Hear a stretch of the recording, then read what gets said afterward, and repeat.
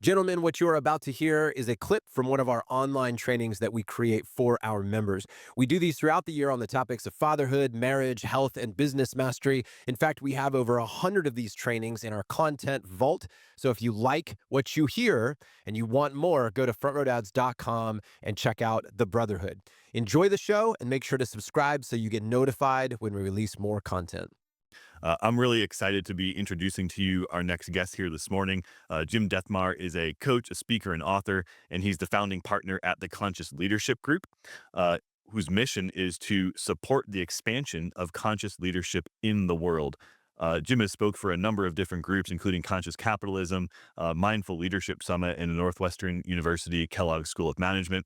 He's the co-author of The 15 Commitments of Conscious Leadership, which is an Amazon bestseller. And today we're going to be going deep on commitment number 3 around our feelings. We're on page 9 of the manual. Jim, welcome. Thank you so much for being with us this morning. You're so welcome. It's great to be here. Hey, you just heard some of the answers that our community shared around, what emotional intelligence means to them and some of the different things that come up as we explore that topic through the lens of being a father. I'd love to invite you to share as a way to just open our conversation today and get to know you. What does emotional intelligence mean to you? Okay, great. Um, I let's start with a little bit of a clinical definition. I would define emotional intelligence as the ability, capacity, skill. It's in that level, ability, capacity, or skill to be with my emotions and the emotions of others in such a way that it produces more aliveness, more freedom, more connection, more intimacy, and more wisdom. So it's the ability to be with my emotions and feelings. We could talk about whether there's a difference there. My and others' emotions and feelings in such a way that it produces more aliveness, more freedom, more power, connection, intimacy, and wisdom. That's what I think emotional intelligence is. I love that. And when you think about, I guess, it's a quick follow up question around that. You talk about my and others. Maybe go a little deeper on what that means, not only for ourselves but others in our world. Like, what circles? Who are we talking about there? Yeah, absolutely. So it's, do you have the capacity to be with your children when they are feeling a feeling?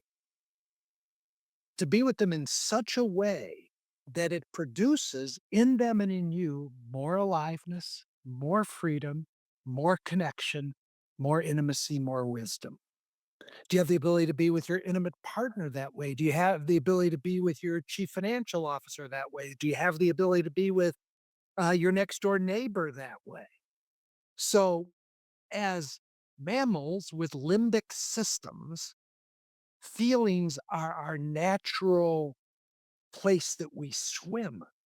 And yet, most of us were never taught, to your point, generationally and many other ways, we're never taught how to be with feelings in a way that really does produce aliveness. As a result, we tend to repress and suppress, deny, or overly express in a toxic way our feelings. And we do the same with the people in our world.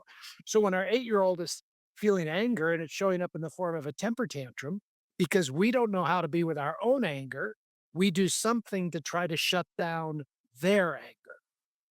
We've just never learned how to do it. So I love it that you as a cohort, as a group, are beginning to explore what does it look like to be with feelings and emotions in a way that produces aliveness, freedom, wisdom, connection. That makes sense? So it's everybody in your life. Yeah, and that's where it's so great. So my invitation to everyone here today is, and I think you mentioned this, Jim, as we were prepping for this call, is what Jim's going to talk about today and share with you certainly applies to your role as a father. But think about also how what he shares today can apply to your role as not only a father but a leader, a partner, a parent, and all the different dimensions of your life and how you can bring these practices, these skills, and what we're going to share today into those different dimensions. Again, we're on page 9 of the workbook, and this is really kind of going to be the fill in the blank for the first question there at the very top of the page, which you can see here. Emotional literacy is something we talked about, Jim, leading up to this event. You talked about having to develop emotional literacy before emotional intelligence. Talk to me a little bit about what you mean by that, and then what are the core kind of 5 building blocks for emotional intelligence? Okay, great. So when I work with leaders, I talk about really three stages of development around this area. The first is emotional literacy. We'll touch that. Then emotional intelligence, and then emotional wisdom. So you think about that in anything, there's a progression from literacy to intelligence to wisdom. And I think the same is true around emotions and feelings. So the first thing you have to do is have some emotional literacy, which is simply the ability to know what a feeling is and what the core feelings are. And you need to be skilled enough to, in any moment, be able to identify what feeling or feeling states are here. So, emotional literacy is just the basics. What are feelings and what are the core feelings? So, we say that there are five core feelings. There's some debate about this in the research. Some people think that disgust is a feeling. Some people want to talk about shame and guilt. We could touch on those. We don't list those as part of the five core feelings when we teach emotional literacy. So that's the way I would define emotional literacy and differentiate that from emotional intelligence, which we'll get to, and probably emotional wisdom, which is you were talking before. What does a growth path look like? Is it a scale from 1 to 5 or a scale from 1 to 10? I think there actually is a growth path from literacy to intelligence to wisdom. Fellas, if you're like me and you're serious about leveling up as a dad, well, I've got something for you. It's called our Brotherhood Experience. It's a no cost, no commitment way to see what Front Row Dads is all about, and where you'll get a chance to connect with other guys like you who are focused on being family men with businesses instead of businessmen with families. Through the experience, you get a deep dive into our core values, what drives our community, and who this brotherhood is truly for. And trust me, by the end, you'll know exactly if this is your tribe or not. If you're ready to give it a shot, head on over to frontrowdads.com/experience to sign up for a free event, and we'll see you there. Again, that's frontrowdads.com/experience. Now let's get back to the show. Yeah, okay, great. So maybe we'll explore that a little bit. So let me ask you then too, and John Vroman's mentioned this in his opening comments. Um, it's not only important to identify and know what we're feeling, but then also where we're feeling it in our bodies. Talk to us about how our emotions present themselves or manifest themselves in our physical bodies. Anything you want to share around that? Yeah, great. It actually goes to what is your definition of an emotion? And for now, let's just say they're the same thing, an emotion or a feeling. It's really a good question. What is an emotion? It'd just be so fun for everybody to write down what is your definition of an emotion or a feeling? Think about it. Well, the way we define it, and then this will lead to why we think there are five core feelings. We think that an emotion, and I like it happens to work this way. If you think of the word emotion, E hyphen motion, E hyphen motion. And emotion is energy in motion in or on the body. Now, I'm going to say something wild here. All emotions and feelings occur in the body, not in the mind. An emotion is a physical sensation. A thought is a mental proposition. Now, they're related, thoughts and feelings, very related. But it's really important to know the difference between a thought and a feeling. Again, we should have learned this when we were in kindergarten. A thought is, I think it's beautiful outside. A feeling is joy. Where is the feeling? What you discover when you get really observant is that all feelings occur as sensations in or on the body. And you know this. If I just said, take a strong emotion like anger, if I just said to you, tune into yourself when you're feeling anger, like think about that. Let's say strong anger.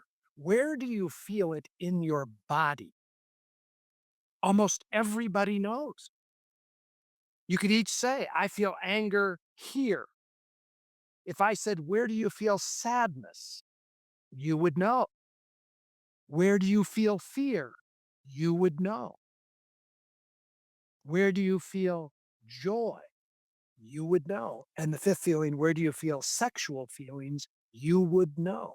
In fact, one of the things you want to do to develop great emotional literacy is become so self aware that you know exactly what your sensation map is that correlates to feeling or emotional states. So it's impossible to have a feeling without having sensation in the body. And you know this, right? Like think about animals and how when they with limbic brains, I'm not talking about crocodiles here. I'm talking about dogs, cats, stuff like that.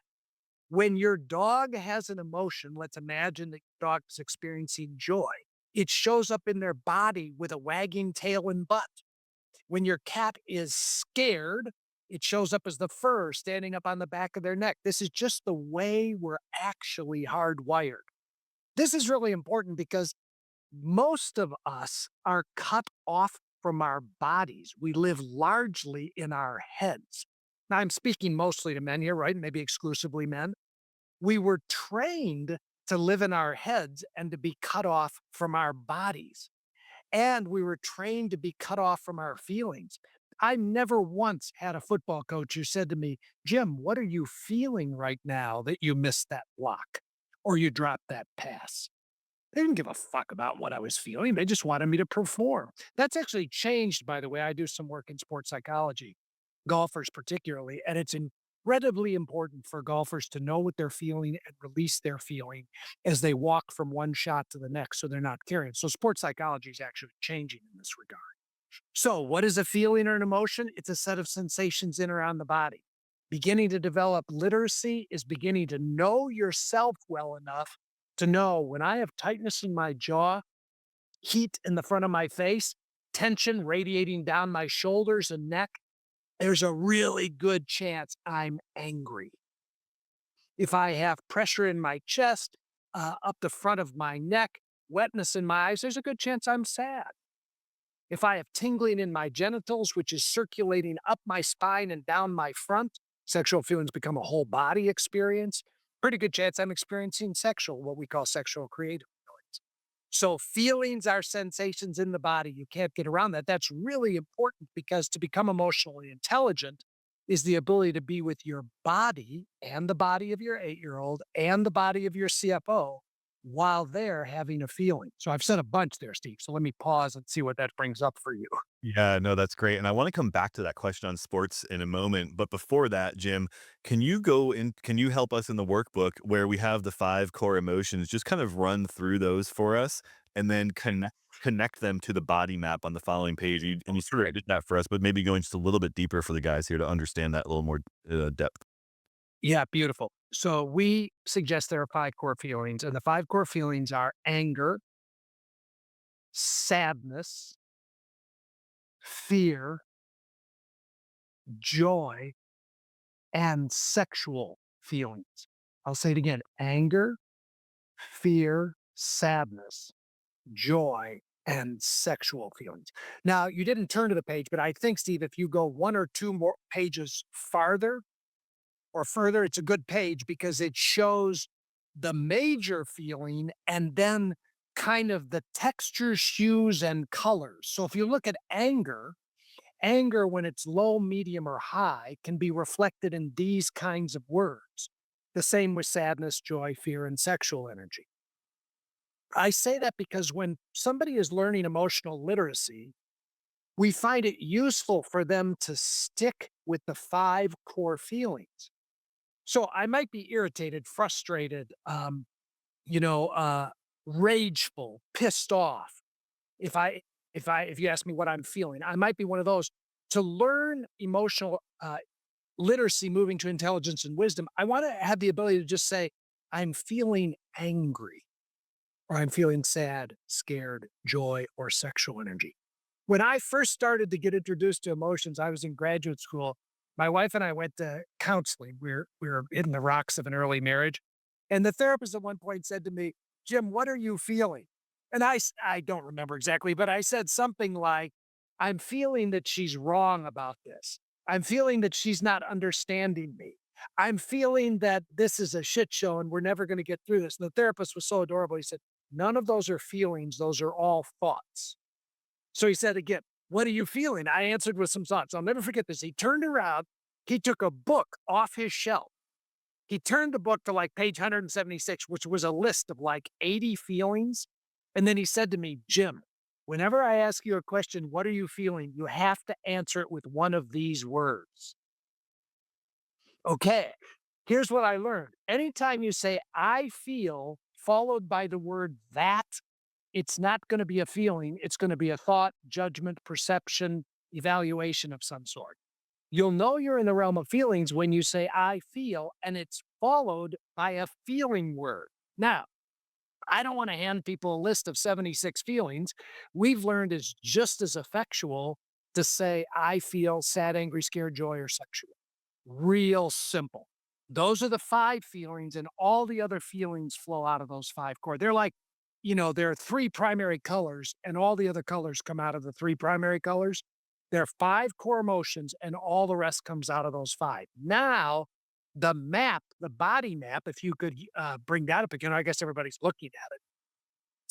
This is a good thing to describe what the body is doing. So all of those words on the side, I think they're actually gerunds. I think they all end in ing. I like that because the ing, the gerund, implies movement, tingling, popping, sizzling, heating, cooling, because the energy of a feeling that's in or on the body is always moving. It's never solid and steady. It moves. Now, what we did here is we mapped the normal zones of feeling, although I really would suggest that each of you figure this out for yourself. For most people, anger occurs starting at the top of the head, going down the back of the head, the neck, radiating out the shoulders, down the arms to the fists. It also occurs at the pelvic floor. Real rage occurs at the pelvic floor. Sadness occurs in the front of the chest, going up the neck into the front of the face and into the eyes. Fear usually starts in the belly, butterflies in my belly, it can actually feel like nausea. Just a side comment here. I think one of the reasons there's an epidemic in our culture of obesity is because people can't tell the difference between being hungry and being afraid. And a lot of times, what they are is afraid, and they don't know how to be with their feeling and move their feeling. So they eat to numb the feeling. And then sexual energy occurs all over the body, but it usually begins someplace in the erogenous zones and then circulates from there. Joy is a whole body sensation that usually has an upwelling, effervescent feel. My best illustration of this is just go to your college football team's, game against their number one rival, and your team scores the winning touchdown in the last 10 seconds. What does everybody in the stadium do? Yeah, they all stand up. Like, they don't think, "Oh, I think I should stand up, raise my hands above my heads, and scream with a smile on my face," because they're beyond just a low form of joy. They're in ecstatic bliss, and the body organizes itself with upflowing joy. So does that make sense, Steve? Am I connecting those dots? Okay. Yeah, that was great, Jim. Thank you. And maybe we'll stay on that sports sort of theme for a moment here because it's something we've talked about in previous summits. Here is, many of the folks here, fathers here, are coaching, right, their children or others in sports or have children involved in sports. And you kind of gave the example earlier. I'd love maybe is there anything practical that you could share with us around what to do in times when our children are struggling or having difficulty in sports or had a bad play or missed the down, something like that. Anything we could do in those moments to help them with their emotions and ours as fathers as well, because we get emotionally charged in those situations as well, and that can be positive and it can also be negative. Yeah, yeah, yeah. Well, your child or your team has a bad play. There's lots to do around that, but I want to stay focused on what to do with the emotions of that experience. And this really relates to how to be emotionally intelligent with anybody's feelings. It doesn't matter whether it's your kid at a soccer game who was playing goalie and somebody scored, or your high schooler who missed a 3-foot putt to win the state championship, or your two kids fighting over who gets to play the video game.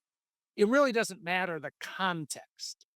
What you want to do with children, and this is really true of anybody, the first thing you want to do is, in the old airplane analogy, you want to put on your own mask first. Now, what does that mean? First, you want to breathe.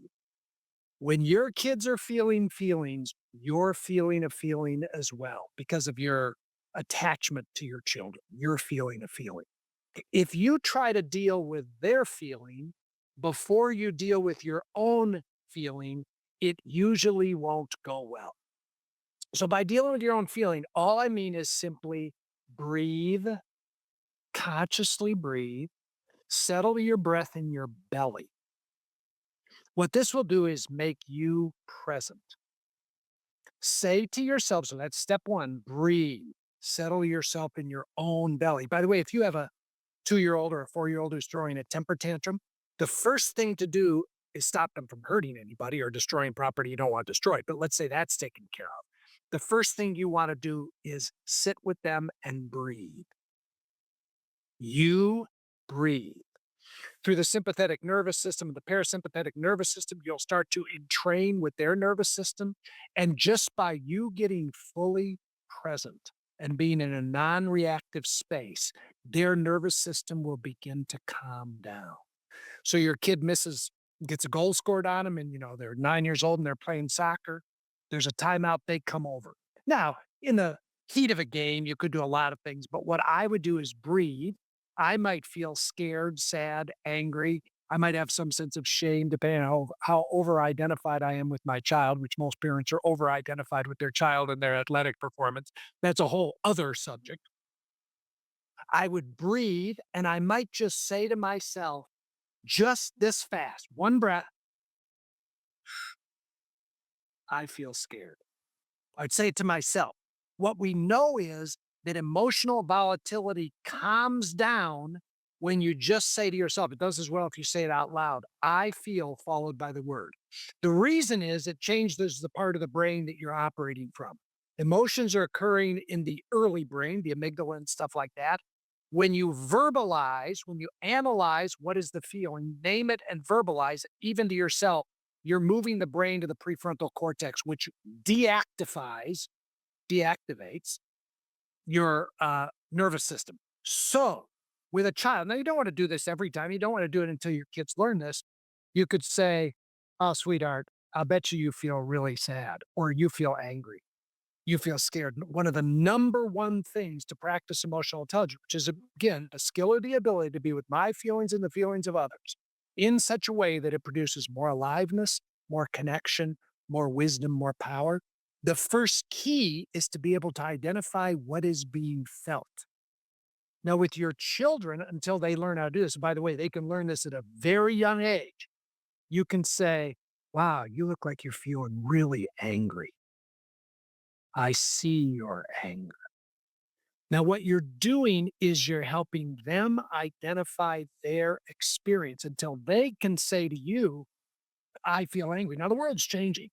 Kids in preschool are coming home with a puppet hand with 5 feelings on it. And more, they're becoming more able to identify their feeling states than their parents. But the first thing you want to do with a child is identify their feeling state. Second thing you want to do is tell them that they make sense to you. What you're going to learn is feelings are not right or wrong. They're neither good nor bad. They are just sensations occurring on the body. And when you can normalize that and say to your child, you look scared. You make sense to me that you're scared. Now that's a master move to validate another person's reality. Because you might want to say to them, don't be scared. There's nothing to be scared of. That is not emotional intelligence or wisdom. That's emotional repression. So, with in the sports world, you want to first breathe, second, identify your own feelings, third, get fully present with them, identify their feeling state, validate their feeling state, and ask them if there's anything they need right now around that. Now, if I was at home, not on a soccer field, I would do a lot more with my children or my wife or my grandchildren when they're having feelings. I'm giving you kind of the quick and dirty. When I work with professional golfers, it's interesting because the nature of golf, unlike basketball or tennis, is there's time between each shot. It's one of the things that makes golf a little bit unique.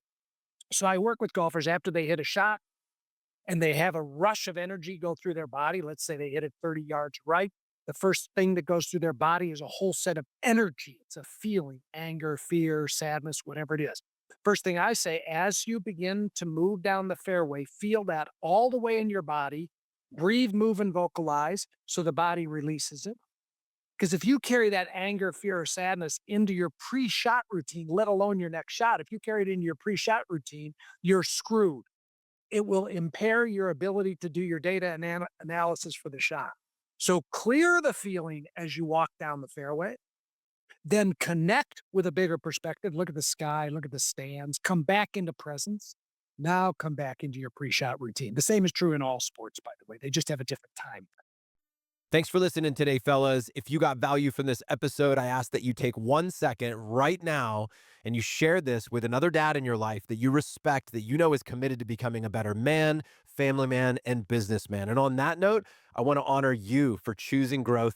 Your family will thank you years from now for all the effort that you're putting in to learn the strategies so you can show up more fully for them today. Take care.